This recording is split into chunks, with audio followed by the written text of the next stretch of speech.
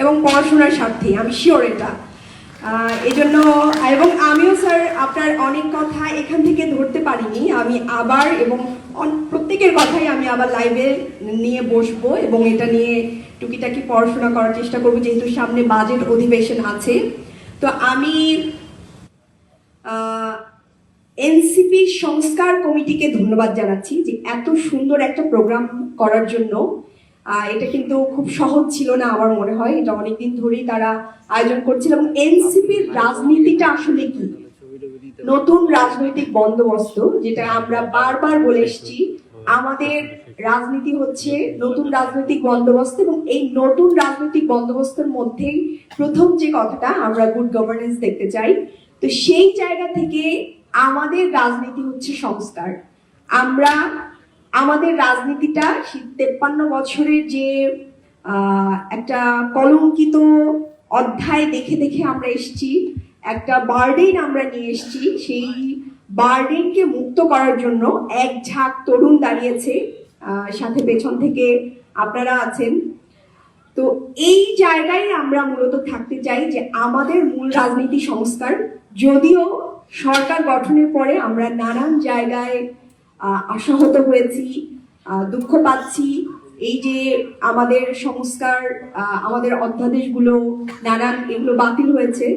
তো আমি ডিটেলসে আলাপ করতে চাই না, আমি চাই যে এই যে আয়োজনগুলো করেছে, এই যে রাজনীতির একটা পরিবর্তন দেখা যাচ্ছে, যে রাজনীতিবিদরা শেখার জন্য, নানান জিনিস বলার জন্য বা জনগণকে জানানোর জন্য কোথায় কিভাবে শুধরানো যায়, এই জায়গাগুলোকে আনার জন্য এক্সপার্টদের নিয়ে এসছেন এবং আমরাও সেখান থেকে শিখছি। সেই কথাগুলো আমরা গিয়ে আবার পার্লামেন্টে তুলবো। এই যে রাজনীতির একটা পরিবর্তন এসছে, এই যে সংস্কার নিয়ে এনসিপি দাঁড়িয়েছে, আমি আমাদের সরকার দলে যারা আছে তাদেরকে অনুরোধ করব যে আপনারা এই সংস্কারের পথেই হাঁটেন।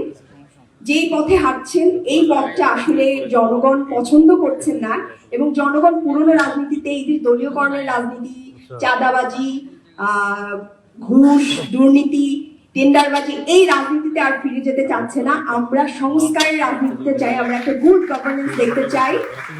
এই গুড গভর্নেন্স আমরা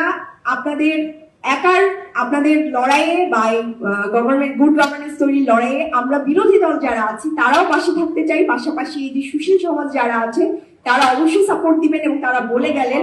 তো আমি সরকারের কাছে অনুরোধ করব যে আপনারা আমাদেরকে সাথে নিয়ে যেই জায়গাগুলোতে আসলে সংস্কার দরকার, যেই জায়গাগুলোতে একমত হওয়ার দরকার, এই শহীদের আকাঙ্ক্ষা যেগুলো ছিল যেখানে একমত হওয়ার দরকার, আপনারা এই জায়গাগুলোতে একমত হন।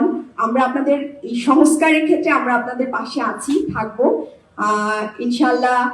এই গুড গভর্নেন্সের যে যাত্রা, এই যাত্রাই আমাদের এনসিপির একমাত্র যাত্রা হবে। তো সবাইকে ধন্যবাদ। লাঞ্চের সময় হয়েছে, আমি আবারও আপনাদের কাছে দোয়া চাচ্ছি। প্যানেলিস্ট যারা ছিলেন তাদেরকেও ধন্যবাদ যে আপনারা এই আমাদের রাজনৈতিক যাত্রায় আমাদেরকে বোঝানোর, শেখানোর দায়িত্ব নিয়েছেন। তো সবাইকে ধন্যবাদ, ধৈর্য ধরে কথা শুনেছেন। আসসালামু আলাইকুম। সবাইকে অনুরোধ জানাচ্ছি যে যারা চেয়ারে নেই, চেয়ারে বসার জন্য। সম্মানিত প্যানেলিস্ট এবং